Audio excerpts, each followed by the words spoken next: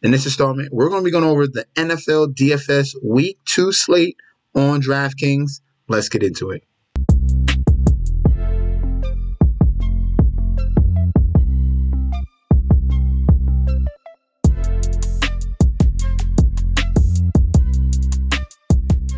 Hey, yo! Welcome back to the channel. It's your boy, Chef D, and I'm here to bring you the winning ingredients for our Week 2 NFL DFS Draftkings slate. All right, so guys, before I deep dive into week number 2 already, it's gonna go by so fast, but let's soak into this beautiful sport we call fantasy football.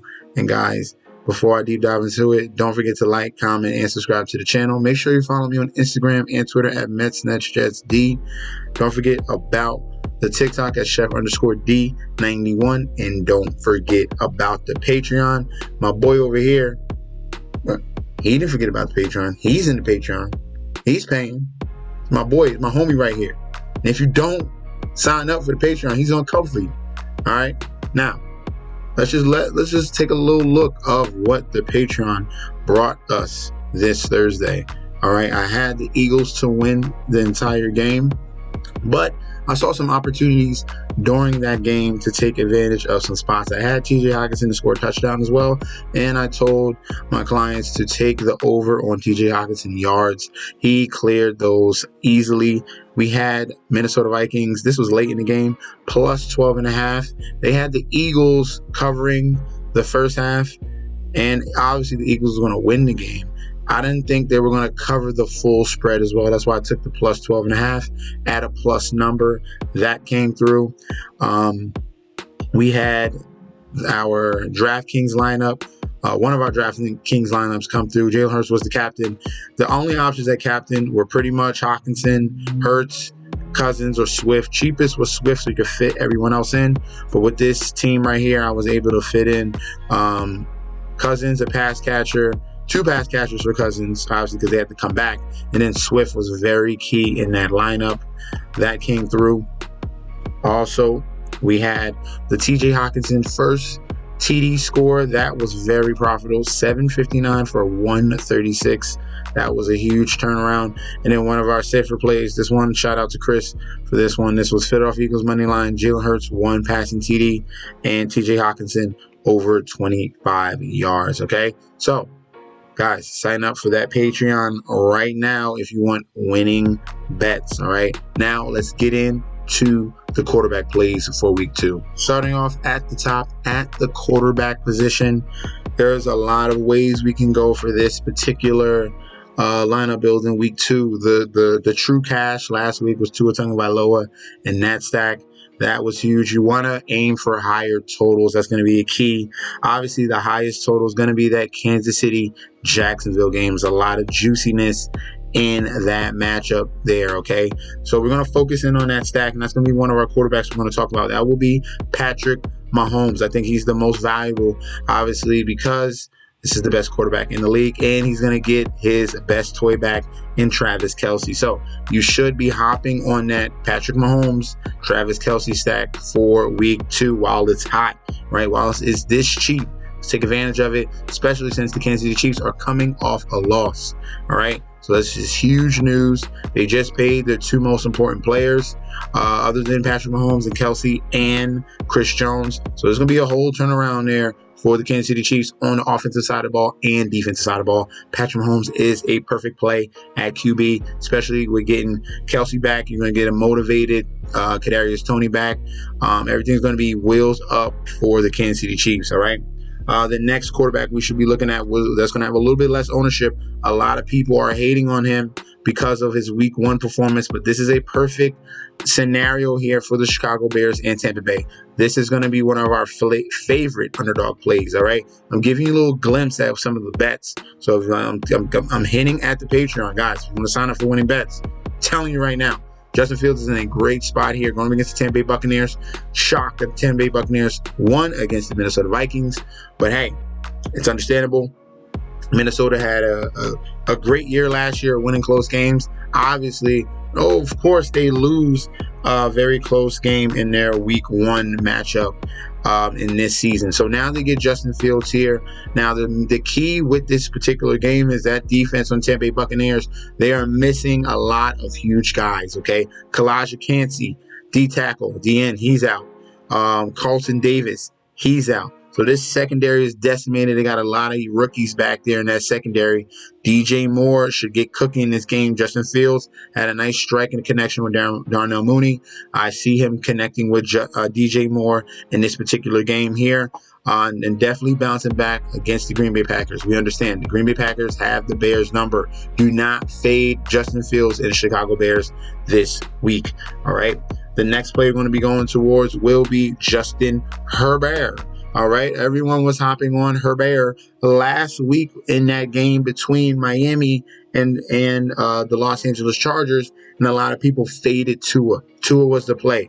So now people are going to be against Justin Herbert. He still had an okay game, but it wasn't what Tua Tagovailoa put up. All right, so now we're going to go back to that well here. The Tennessee Titans. This is another team, yet again, this defense. All right, they have a very solid run defense, very good run defense. Mike Vrabel obviously instilled that in them with their front seven, but their secondary is a bend don't break. They are giving a ton of yards to opposing quarterbacks and to opposing wide receivers. This is the perfect scenario here for those Los Angeles Chargers wide receivers to stuff their stats, where everyone thought was going to go against Miami. Nope, it's going to come against these Tennessee Titans, all right? So very poor secondary here. Justin Herbert can take full advantage of it, all right? We're going back to the top here, and we're looking at Josh Allen for the Buffalo Bills. This is a perfect bounce back spot for Josh Allen in this particular matchup. There's certain guys that just struggle against certain teams. You got Joe Burrow going up against the Cleveland Browns, and you got Josh Allen going up against the New York Jets. He struggles continuously against our defense. And Josh Allen, this is a perfect bounce back spot here. Coming back home. It's the home opening of the season against the Las Vegas Raiders, who outperformed themselves in week 1 against Denver. Now they're in a very tough environment, and you got an angry Bills team and Josh Allen looking to turn things around. All right. So expect a full allotment, a full assault for the Buffalo Bills offense here. Diggs, Kincaid, Knox, Gabe Davis, everything is going to be coming at the Las Vegas Raiders. Let's see if they can withstand it. They do have a nice pass rush, but I do expect Josh Allen to bounce back in this particular game. Then, last but not least, at that QB spot, I understand they are not, they're kind of decimated at the tackle position. They did sign Jason Peters at the tackle, but we're going to the well here. In a very fruitful game that was last season, Seattle against Detroit. If you guys remember last season, this game went bonkers, all right? Went absolutely insane. This is where a lot of people won the Millionaire Maker here, was this game here because of Seattle and that Detroit defense that was putrid. But these are both strong offenses here. I expect both of these teams to put up some points. And this is a very sneaky stack here. If you want to go away from Kansas City and Jacksonville, get you some of the Seattle here. At least Geno has more upside here. He has better weapons. That's why we're leaning on Geno Smith here. We're talking about JSN, Tyler Lockett, and DK Metcalf. All right, we're going to go where the more of the assets are, and that's going to be on the Seattle Seahawks side. They were shocked by the LA Rams. They thought they were going to punch him in the mouth and walk away. That's what they did in the first quarter, but Rams responded. So I expect Geno Smith to bounce back from his poor performance. Obviously, those 2 tackles being out obviously hampered the offensive line. They're going to game plan this week, and obviously coming out with some better protection for him to orchestrate this offense. All right, so I do like Geno Smith in week 2. Let's go on to the running backs. Next up, we have the running back position, and we're going to kick things off with Bijan Robinson. We're going to start all the way at the top here in Atlanta, the Atlanta Falcons here. Despite getting less usage than Tyler Algier here, he still put up a very nice performance here in 20 fantasy points in his first career game. And we're going to go back to the well here. We're going to keep riding this well. They dropped his price $100 in salary. Bijan Robinson, we want to cash in on that dynamic game which is going to come, because this is the offense, all right? With Arthur Smith and Desmond Ridder, they're going to pound the rock, okay? Between Bijan and Tyler Algier, and Ritter does not want to make any mistakes. He's going to keep checking down to his running backs. And this is the offense for the Atlanta Falcons, all right? They have an up-and-coming defense, and they're going to rely on Bijan and Tyler Algier to put up points and move the football. So I like Bijan Robinson yet again in this game against the Green Bay Packers. We saw what Roschon Johnson did against the Green Bay Packers. Khalil Herbert had some success. Even Dante Foreman had some success. The game got away from them because of turnovers, but what Atlanta Falcons are going to do, they're going to play ball control, and if they're going to dominate those goal-to-goal situations with the offensive line, okay? So I expect the Falcons to put up their top 3 offensive line and smash it down the Green Bay Packers' throats. That's why I like Bijan Robinson in week 2, all right? The next guy we're going to be looking towards will be A.J. Dillon. This is more of an opportunity for A.J. Dillon because of the injury to Aaron Jones. So we're waiting right now. We're literally waiting on confirmation if Aaron Jones is going to be in or out. But what we've seen already this week, he came up gimpy at the end of the game. Aaron Jones was, and now he has that Q tag. He missed practice on Friday and Thursday with the hamstring. So he's been missing practice.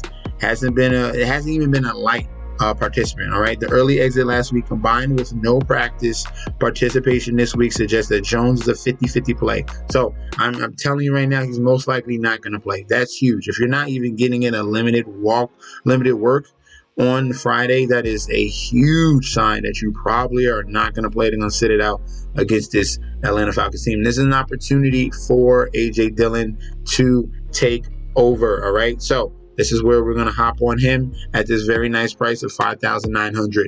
All right. Very defensive and running back centric game here between Green Bay and Atlanta.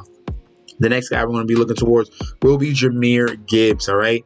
If we're doing a Seattle stack, I want to bring it back with Jahmyr Gibbs. They already came out and said he will see an increased workload. All right. David Montgomery obviously, he took the majority of snaps, but it's going to get cut into it. We saw the explosiveness of Jahmyr Gibbs. They want that, all right? They want all of that. So Jahmyr Gibbs will be utilized more in the rushing and receiving game. They saw what DeAndre Swift just did on Thursday. That's motivation as well. I'm telling you right now, this all is a big factor here. And Jahmyr Gibbs will be thrusted in more of a higher workload situation here in this game against Seattle. Very, very explosive. We have upside here that Jahmyr Gibbs can easily pay off his current salary of $6,300. All right. If we're going to now, let's look at some punt plays for the running back position. I have 2 guys for you. The first one will be Zach Moss of the Indianapolis Colts. Obviously, Deion Jackson is hurt. Evan Hall is hurt. Actually, Deion Jackson sucks. And Zach Moss is back. So now Zach Moss is now the number 1 running back for the Indianapolis Colts. He has to do better than what Deion Jackson did, which was absolutely putrid. And since Evan Hall is out right now, they are very skimp at that running back position. He got a full participation in practices on Wednesday all the way through Friday, so he's going to be geared up to handle the workload. And if you want to save some salary at that running back position, not a lot of guys are going to go here, but it's a very good matchup going up against the Houston Texans. Yes, D'Amico Ryans is help turning that defense around, but we are getting a guy that's going to see 15 to 20 touches. We need to take full advantage of that. And if he falls in the end zone, it will come through. All right. And then our last but not least punt at the running back position will be Tyjae Spears. All right. This is a perfect scenario here. We get a guy that is a pass catching running back that has a lot of explosiveness. And the key component here was in week 1 against the New Orleans Saints. He literally was splitting snaps, with Derrick Henry. It was a 50-50 split, all right? Tyjae Spears had 4 targets. He only got 1 reception. But the key component here was he was on the field just as much as Derrick Henry. So obviously, Derrick Henry is getting later in his years. And if this game gets out of hand, it's going to be perfect for Tyjae Spears, perfect for his receiving capabilities, and provide a boost in a 2-minute drill, obviously, if they want to keep up pace with the high supercharged LA Chargers. So Love this matchup here. Very sneaky play. Not a lot of people here. This will be a under 3% play here in your DFS tournaments here. This one is it's risky, but I do see some upside here, like Tajay Spears as a punt play at that running back position. Let's go on to the wide receivers. On to the wide receiver plays. Obviously, we want to stack our wide receivers with our quarterback. That is very, very essential. Obviously, to set yourself apart from everyone else. We're talking about tournaments with 100,000 people in there. You want to get correlation and set yourselves apart from your opponents. Okay. Now, the first one will be DJ Moore. I already talked about Justin Fields here. I already talked about the fact that the Tampa Bay Buccaneers secondary is decimated right now. As you can see, that ranking against opposing wide receivers is 28th in the league, okay? Minnesota had a very good day receiving wise, and DJ Moore is in a spot where he can definitely finally show his true merits here with the Chicago Bears. All right, so 5,500. I think this is the cheapest you're going to get him all year long, and we want to be all over this. He's going to be the lock in each and every one of our lineups, especially with no Carlton Davis. Love DJ Moore at 5,500. If you wanted to go towards someone else in that Chicago offense, you can go towards Darnell Mooney. Darnell Mooney was the #1 wide receiver last year. He came down with a nice allotment of targets last week, 4, 7, 53 yards, 1 TD.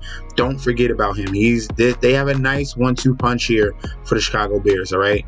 I get it. They got their butts kicked. They looked horrible against Green Bay, but this is a very good bounce back spot because Tampa Bay Buccaneers are not good, all right? So Darnell Mooney, DJ Moore is a very nice stack to have in week 2, all right? The next stack we're going to be looking at will be those Los Angeles Chargers that I keep talking about, all right? And this is a nice bounce back spot here between Keenan Allen at 7,100. He had a touchdown technically, but it was taken back. He could have had an easy 20 fantasy point game, but a touchdown was called back because of one or another player was holding. But Keenan Allen here is the #1 target getter. 6 of 9 for 76. It would have been a touchdown. He even had 2 rushes. All right. They're being very creative with this old man. But Keenan Allen is still a top 15 wide receiver. Don't play yourself, guys. You want to keep saying he's old. He's an elite route runner, and it just won't stop in a very high octane offense with Kellen Moore calling plays. All right. Love Keenan Allen this week. The next play on that Los Angeles Chargers side will be Mike Williams. A lot of people went towards him, and people felt like they were let down, okay? Obviously, Herbert putting up over just about 211 yards passing was not enough, okay? So this is a perfect spot here. We should see 300-plus yards from Justin Herbert, a couple TDs here. Nice bounce-back situation for him and Mike Williams, getting more than 4 receptions for 45 yards.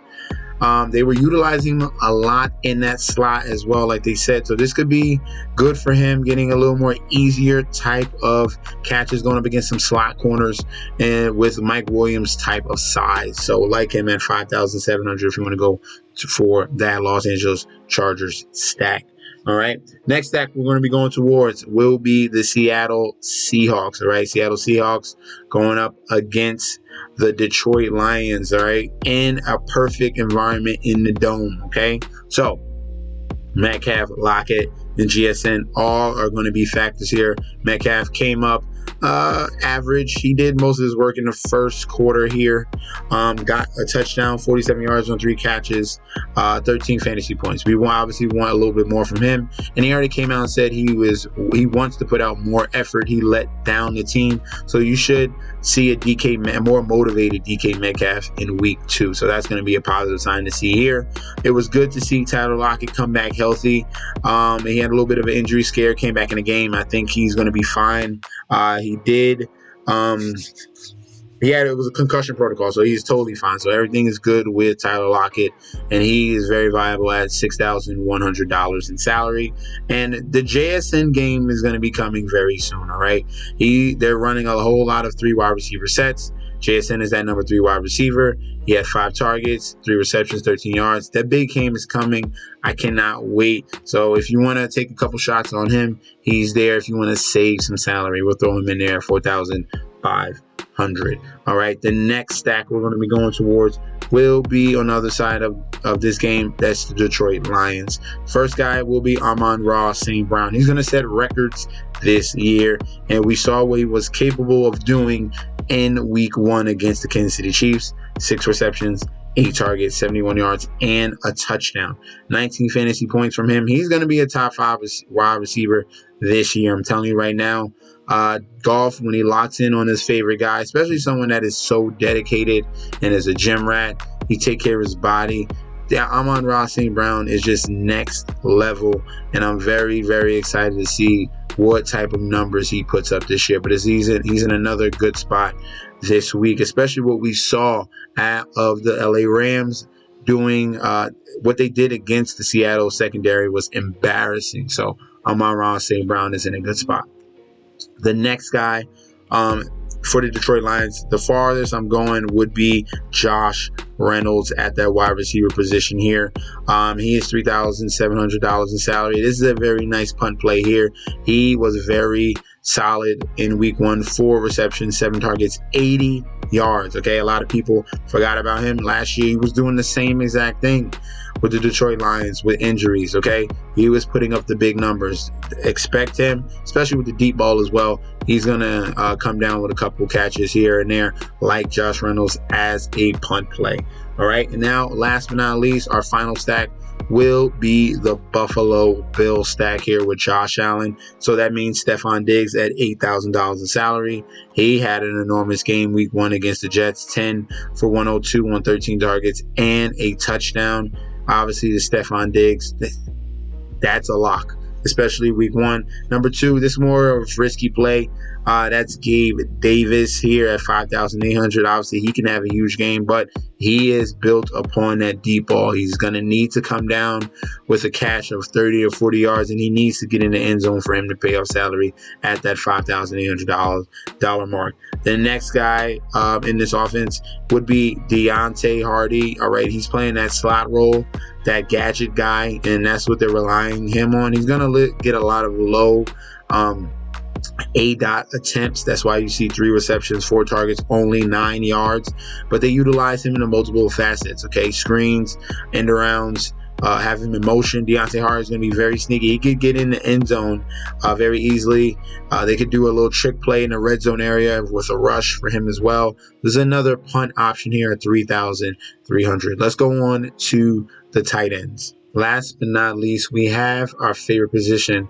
The most annoying position this year has been the tight end spot here. We're going to kick things off with the number 1 tight end this week, and that's going to be Travis Kelce, who should be back in this game against Jacksonville. We have Kelce pairing up with his number 1 partner here in Patrick Mahomes. Officially listed as questionable in this game against Jacksonville. He's been working his way back from the bone bruise. Wait on final news on him, okay? Just to make sure. But he should be back in this game in week 2. And that's once it's confirmed, that's when we'll lock him in. Throw him in there anyway. And then if he's out, then we will adjust. But Kelce with Mahomes is a very good stack this week in week 2. The next guy we're going to be going towards will be Tyler Higbee of the Los Angeles Rams here. As long as Cooper Kupp is out, we're going to go to that well of Tyler Higbee. All right. He had a okay game in week 1, 3 receptions, 3 targets, 49 yards. It was good to see he had a nice large average depth of target of 16.3. That's very good to see. We just need a couple more receptions from him. All right. A lot of people were on him as a play, and they're going to be off of him in this game against San Francisco. But what you do not know is that Tyler Higbee has a nice little history against the San Francisco 49ers. If I go to StatMuse right now, I'm going to just type in a few of Tyler Higbee's previous games against this team in the San Francisco 49ers. All right. So I'm going to type in Tyler Higbee, DKP, by game log versus 49ers the last 5 games, just to see how he's done in this matchup against a very, very top tier defense here. And it obviously is going to be a mixed bag of nuts, but we got some bright spots here. All right. His last game was 3.5, but in 2022, he had 17.3. The game before that, he had 3.8. The game before that, 23.5. And the game before that, 11. So we're getting a nice little average here around over 10 double-digit fantasy points, all right? Around 10 points over plus, all right? We got a 23, a 17, and we had a 3 and a 3 and an 11, all right? So we have more good games than we do bad, and we have a scenario here with the Los Angeles Rams. Tyler Higbee is pretty much the number one option, all right? It's between Tyler Higbee and Puka Nacua, but Puka Nacua right now has a little bit of an issue here with the injury, but he should play. So he should play.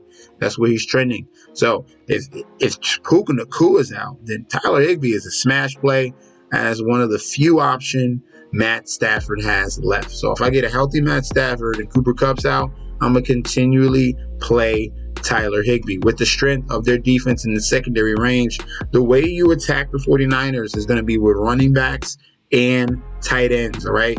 The weakness will be the middle, all right? The middle or the outsides where these guys can come out on routes once the wide receivers clear the lanes, okay?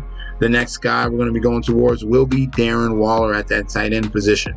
As long as he's healthy, we're going to play him. We saw, obviously, he did very well in the first half. 3 receptions, 5 targets, 36 yards.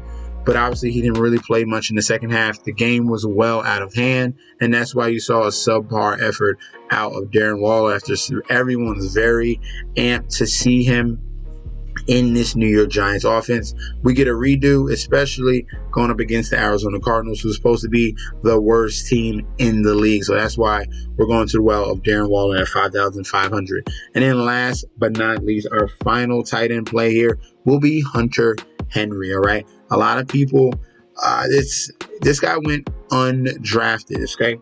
All right, so Hunter Henry is more of a full slate play here.